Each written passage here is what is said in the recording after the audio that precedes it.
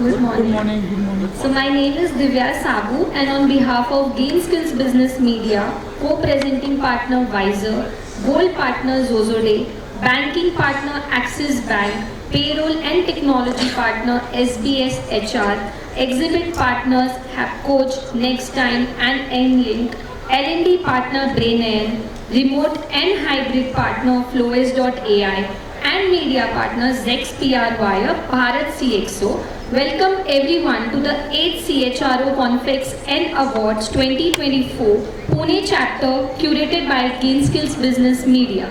It is my great pleasure to welcome you all to the 8th CHRO Conflicts and Awards 2024 at the Novotel.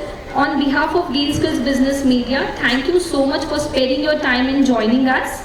This event is a vital platform for collaboration and knowledge sharing on the evolving role of the Chief Human Resource Officer. CHROs are now strategic partners in driving organizational, culture, talent development and innovation. Today we will hear from thought leaders and HR experts exploring insight and addressing the challenges CHROs facing in this dynamic environment. We will also celebrate the remarkable achievements in the field of human resource. With this keynote, let me introduce our first keynote speaker for the day, Ms. Shobha Swarup, Vice President Human Resource, Emerging Markets, People and Culture at Diversey, who is going to present the session on Humanizing Leadership in an Artificial Era. Can we have a big round of applause for Ms. Shobha? Shobha Swarup is a seasoned HR leader with over 20 years of experience in driving people, strategy and organizational development across diverse industries. Currently Vice President of Human Resource for Emerging Markets at Diversey, Shobha specializes in culture design that fosters engagement, collaboration and well-being. She has held leadership roles at Seal Air Corp, Diversey and Tata Capital, shaping high-performance cultures and championing diversity and inclusion.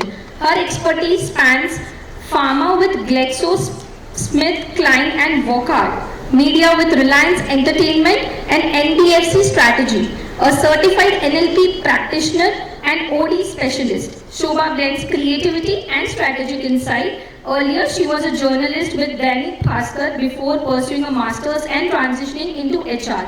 Can we have a big round of applause for Ms. Shobha?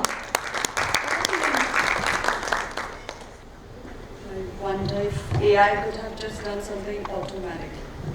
We still need to adjust. And alright, somewhere. Good morning. Good morning. I was driving down from Mumbai this morning. Started at about 5 a.m. I hope I'm able to survive next 30 minutes with that same amount of liveliness that I see in all of you. Am I very clearly audible? Yes. Okay, good. So here we are. And really what happened as we speak is a friend Vitali from Gainskill reached out and said, we need to do something in what we want to share on the artificial intelligence and leadership as a concept. And I really thought I'll pour out my heart. Some of that will make sense, some may not, so bear with me. But it's purely like a thought from me, all right? I hope the technology support, but this doesn't work, right? So I'll use my.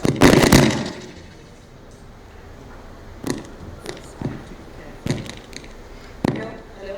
Can you hear me? Yeah. I think so. Just begin. Is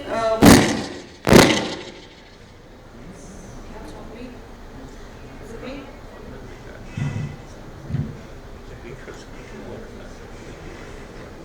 Say something. I should not move.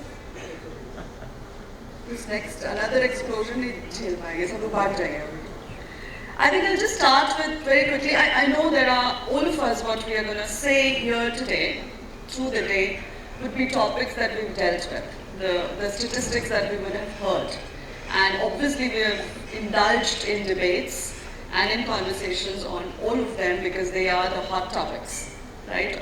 And we as professional leaders in different capacities have spent time either for it against it, debating for a proposition that made sense to our organizations, or to the context we have led, right? So I don't think there's something very innovatively new that we are going to come out and discuss. But what I really believe that we should do, and we probably are made up our mornings and got our coffees and we've come here to do, is collectively arrive at some sort of realizations, reflections, and take back to our context and see how could we process a complete tsunami of something that is algorithm-based revolution that might just come and is right now whispering, hey, I'm here, ready to conquer you, and we as leaders are still continuing to preserve the human in the context, right, in the organizations that we are dealing. So I think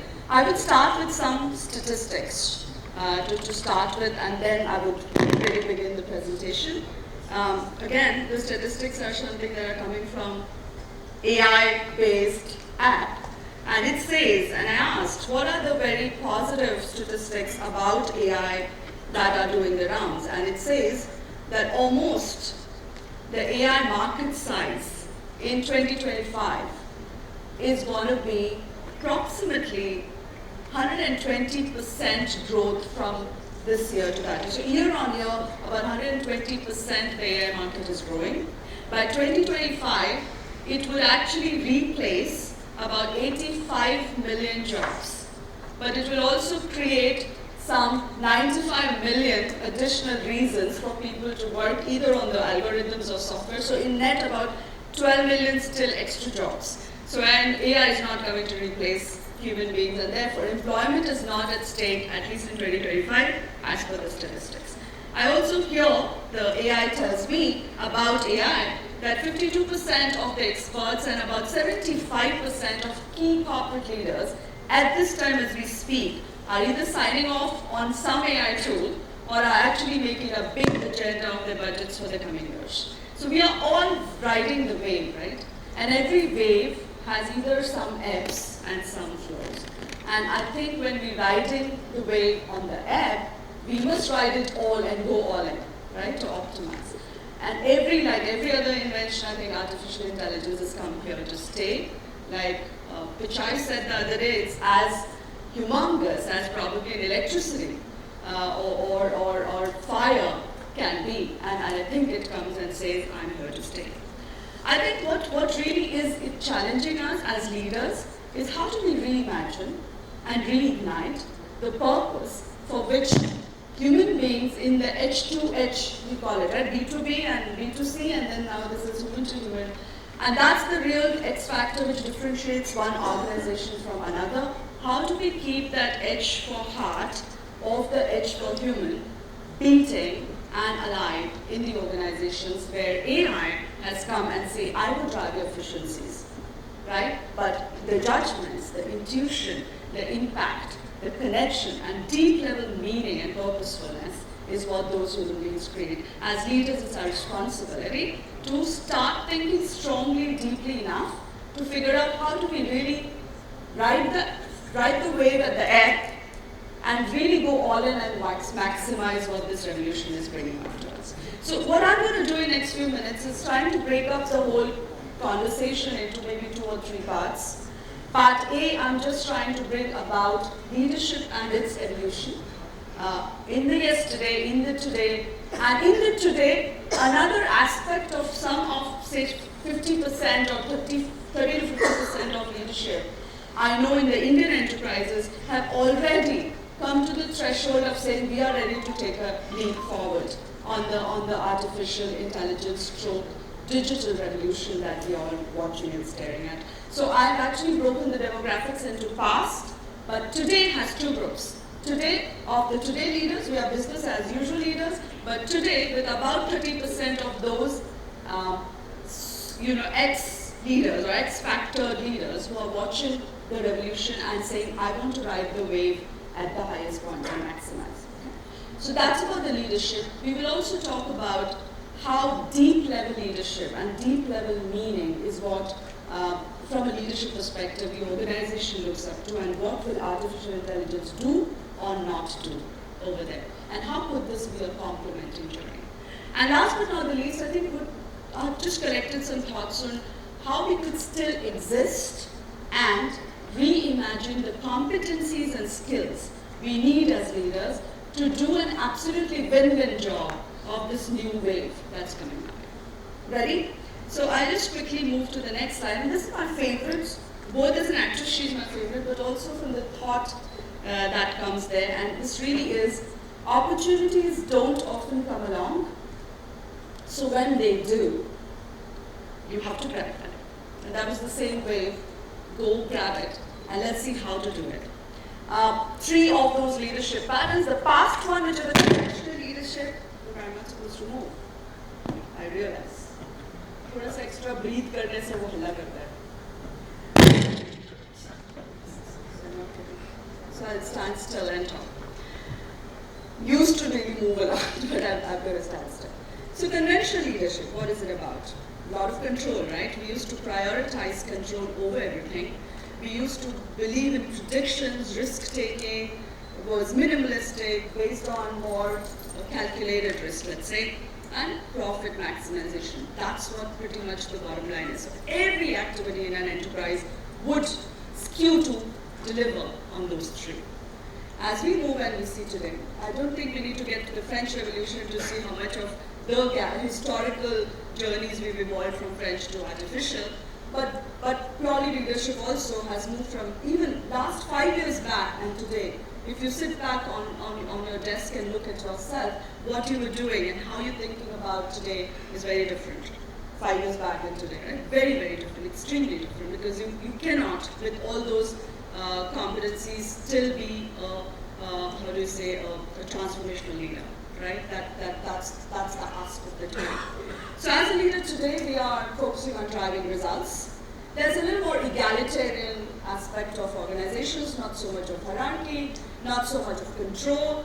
We're talking about measurable impact, right? Every leader across the layers have been questioned, not what do you do, but what's the impact of whatever you're doing is doing to the marketplace, to the business. So it's about creating impacts, not about doing A, B, C, D assignments and A, B, C, D projects and complex commercial propositions. It's about creating the impact. And last but not the least, it's so much more in our awareness to do what is right. As a corporate, as an enterprise, an average enterprise is getting into talking about ESG, talking about corporate social responsibility, talk about D&I, and what have you, right? So we are becoming the forward-looking leaders of today.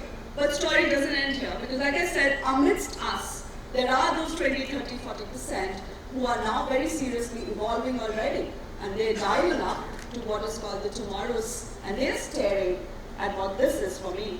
And they're putting out the pictures. Every picture is hand-chosen to sort of symbolically represent more emotions than probably my words can do in the next 30 minutes. And I'm not sure if I have that much time, but I will run quickly. So then, promoting sustainability, and very importantly, fostering ethical leadership is another key part of it. And here is where artificial intelligence will start coming to play a role. Now, leaders of change, that was our title, and that was where all recognitions for leaders were coming in. Today, it is about leaders in change, right? We are in the midst of transformation every time, every day. As much as we want to get over it and move to the next, we are another dynamic spiral where we're another start of the new transformation. So it's not about leader of change, it's so much becoming leader in the change, in the transformation, totally soaked and drowning in there, right? We need tools. We need tools beyond our judgment, beyond our intuitive capabilities and blah, blah, blah. We need tools, and artificial intelligence would do that. I think what we have not done anything, seriously. Deeper level connection will make us, that's what leadership is all about today, and that's what our organizations, our teams, our functions, and our businesses are looking up to. By the way, this is very much the need of even customers and marketplace. Looking at deeper level connections with our products, with our propositions in the marketplace. And AI comes and helps deal with setting some of the algorithms to symbolically give the feeling of deeper connection. But like I said, the heart has to beat still to create the X factor for organizations we represent. I think a very important part of today's leadership is also, and this is very close to my heart personally, is positivity and authenticity. And what I mean by that is, how much of positive energy are we leaving back in our peer networks, in our stakeholder networks, in our team networks, in our external networks, in our internal networks, in various circles of spheres of influence and control and areas where we are making a difference. What is that positive energy we are leaving back? And that defines who each one of us, and we are unique. Therefore, that there's a huge potential in dialing up to positivity in many ways. And these are very personal, right? So you got to articulate what that means to you. And not very, how do I say, artificially more naturally, right? It has to be, because everybody's style is different, but remain genuine when you do what you do. And that brings to the second critical pillar, which is authenticity. As leaders, we got to live that, which means we're true to ourselves, we're true to our context, we are vulnerable in some form and shape, and we are okay with it. That's authenticity. Being able to say that I goofed up, and this technology doesn't really appeal to me yet because I don't understand it maybe, is being authentic. And I think that goes really well with all kind of demographics, especially the millennials, especially the alphas, and definitely the Gen Zs. And we need to come to cognizance to the fact that while the wave of digitization and automation and algorithms will take over everything, you as leader will play a very impactful role with that positive authenticity being at the center of what you do, right? Because there's so much that can't be replaced by the machine. So let's come to the AI context and ask what do we need from the leaders. I quoted Pichai, artificial intelligence will have more profound impact on humanity than electricity, fire, and maybe internet ever had. And with that, I just want to quickly come to say, we had these three categories of leaders and three categories of not just leaders, even the organization can be broken into those three categories, which is TDL, HCL, and I will just break up this. This is just for drama, putting the acronym, and I honestly picked it up from somewhere as I read, and it was very profoundly mentioned. There are technology-driven leaders who are just talking about technology. They don't look at anything else, no other nuances. They say, go for it, go for it, go for it. In the rage, if there's some collateral damages or many more collateral damages or core value systems getting broken, they care less, because they are wanting to ensure they are on the ebb of that technology drive or wave, and they very proudly rather sit and title themselves, and that's doing the other bit of, there's always a headwind and a trade-off, because of which you will get what you get to do in a very pure play technology-driven leadership style. The other one, which is human-centric, which is at CLI said. Human-centric is so much more emotion, so much more about empathy, so much more engaging, so much heart-to-heart, so much care, so much of wellness, but probably compromising efficiencies, probably compromising impact, probably compromising on reach, because we are really not probably picking up the good of the technology that's available, because we're so human-centric. We don't want to be worried about the replacement of jobs, displacements, blah, blah, blah. I think the right and the place, which is a sweet spot for all of us, and we'll need work on that area, which will be what I said is TSHL. And TSHL is nothing. Maybe I'll do a rapid fire at the end and ask you, so be very mindful listening. TSHL, what I meant was a tech-savvy, human-centric leadership, right? So you need to be able to, and I need to be, and we all need to be tech-savvy. We don't need to be able to code a program, right? Or write an algorithm. That's not the ask. The ask is very simple. Can you be savvy? Can you know how to, where to, when to, and what to reach out for solving a problem? So do you know how well the problem is? Yes, you know. As leaders, you are deeply entrenched into problems, why they happen, the complexities, and how to resolve it. But can you dial up to some of the available tools, and do you know which to dial, what to dial? That's called savviness. But keeping human centricity at the center of the organization for not being philanthropic about it, but genuinely being profitable and creating a mark for yourself. So that's my sort of recommendation. Tech-savvy, human-centric leadership style. And like the Moravec's paradox that some of you might have heard, postulates what it easily says, right? That what's easy for human is difficult for AI, and what's difficult for AI is easy for human, right? The sixth sense, the gut, the intuition. Very easy for human. I don't think any AI can easily replace that part. Therefore, there's less risk, no threat. It can be a complementing space. Think about it. But if you don't have the savviness, it looked like a threat. It looked like as if this has come to conquer us. So it's really about holding the self-esteem and knowing what you know can't be done by an AI. And what AI can do, maybe you don't want to spend time doing it because it can drive your efficiencies. And that's the sweet spot to dialogue, right? I think quick few things that I might, again, how much time do I have? Time is up. Isn't it? So I'll take about 5 to 7 minutes and take and try. So I'll rush through this. But to me, it's very important we at least take the tags and understand what we mean to do here. Our skills on being able to be this scanner, this judge, ability to judge situations, having the knack of people and how businesses move is one bit. But in an artificial intelligence activated world that we are, I think some of these categories of attributes we need to probably embrace or mirror or maybe learn and get there. Mobilizer is somebody who will inspire people to work together for a common goal or objective. Now, how do you, if you are a mobilizer, how do you use an AI to taken off all that task that you have to do to get your paperwork ready for now working on the real goals? And right, you don't want to spend time asking your teams, write down the goal, I will check it, but you rather want to motivate them to progress on those goals, right? So those qualitative conversations is where you want to spend time and not really spend time in articulating those goals in the best possible English language, for example. So use your mobilizing skills by using AI as a complement there. And I'm not going to go through all of them, I'll be leaving this deck, but probably one more example, a social construct. Social construct will promote and protect the importance of human relationship and interactions as a means of learning and development. Now, AI can take part of the L&D completely, customize it based on needs, based on hard skills, soft skills, cadence. It will develop the calendars, it will check you, it will give you a scorecard.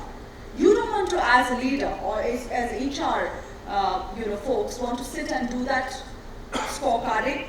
Probably you want to sit and understand how pleasantly the guy or the associate is learning. What's their learning journey been, what the highs and lows are, how are they applying, and that qualitative conversation, inspiration, motivation is the time we as managers, stroke leaders want to spend. That's the social, and it's important. It's important to realize that if we keep that as an important criteria for a person's promotion, that he or she is able to also have socially a viable construct and capabilities in an organization to what you call a social quotient, then you will ensure that the other hard skills trainings are taken care by AI and you spend a large amount of time doing this, all right? I'll just read humanistic, mediator, and explorer. Some of these are self-explanatory. Being an architect, I think this is important. When we say that the leader will be an architect, we mean they will need to take on a number of responsibilities, and as an essential, they must be able to analyze and understand the data, right? You don't want to make that as a skill you want to work on. That AI can do. Work on how do you connect the dots? How do you architect the whole proposition and make that impact? That's where the complementing happens. Does it make sense? Does it make sense? So it's about how do you find in every opportunity the way to make it a complementing, assisting tool rather than a threat that watches and stares and say, I will conquer you. Because you can't be replaced.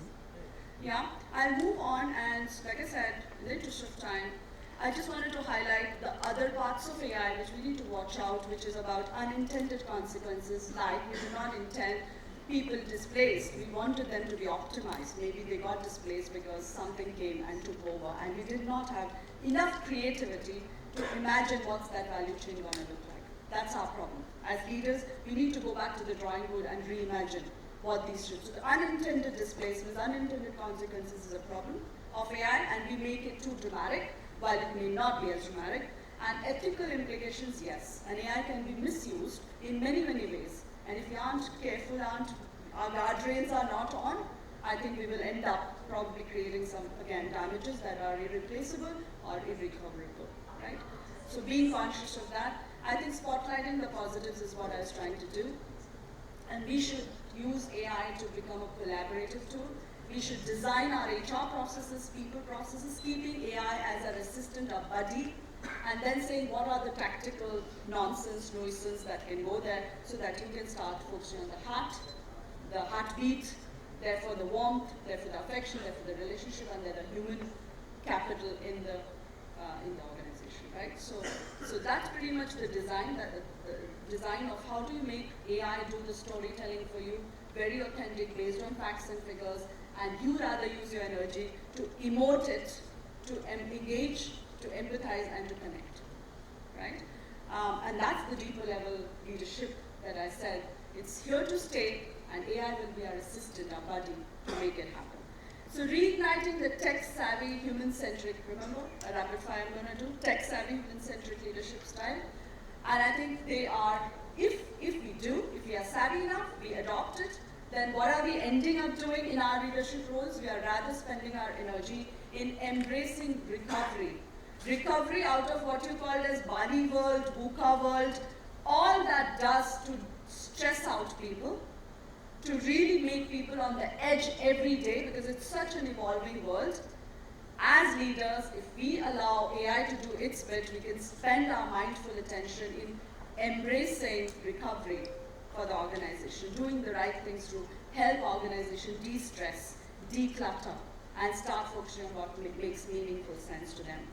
To acknowledge emotions, right? We will have bandwidth to acknowledge emotions than sitting in boardrooms generating statistics of attrition and attrition data. Let some tool do that, because you can then sit and deal with that exit and spend time acknowledging emotions that keep people pushing out of your organization, for example. Just an example.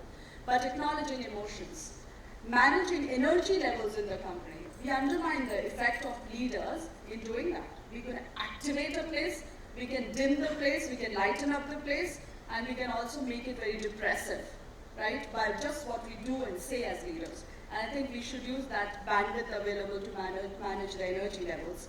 Anticipate and prep for the change that's coming. Every day there's a change management story.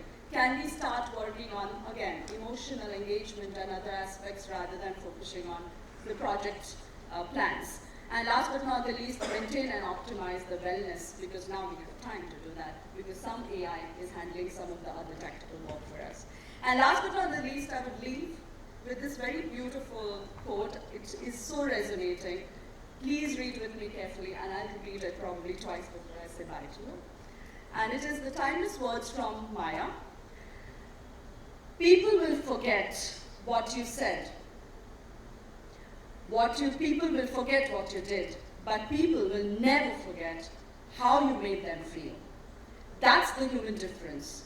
So if you want to stand out in a world of robots and algorithms, be refreshingly, irresistibly human.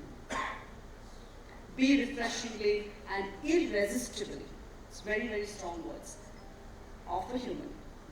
Thank you very much.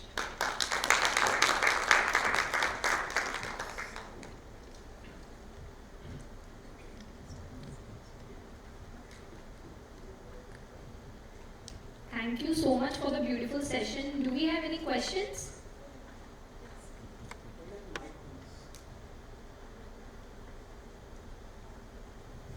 We can only take one question. We are running a little late.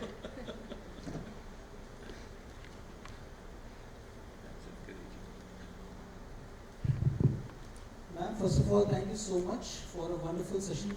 Should we clap for her, please? Yeah. Thank you so much. Ma'am, we are, as you said, that we are the leader who is going through the change, definitely.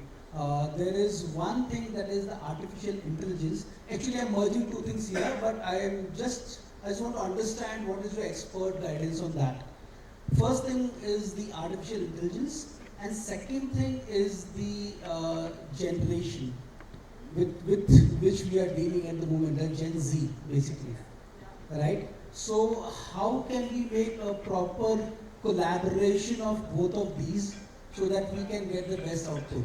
Because it's a very fast generation, it's a very, very quick generation, we all know very well, but somehow that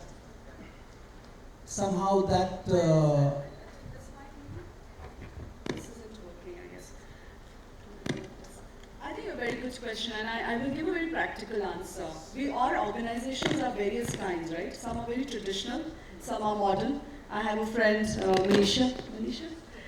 So she comes from a financial services. You would have an IT arm from a chemical company, so on and so forth, right? So I think a practical answer to that question is we should not jump onto a bandwagon of multitude of menus of products displayed on the shelf from an AI perspective, if that's the question.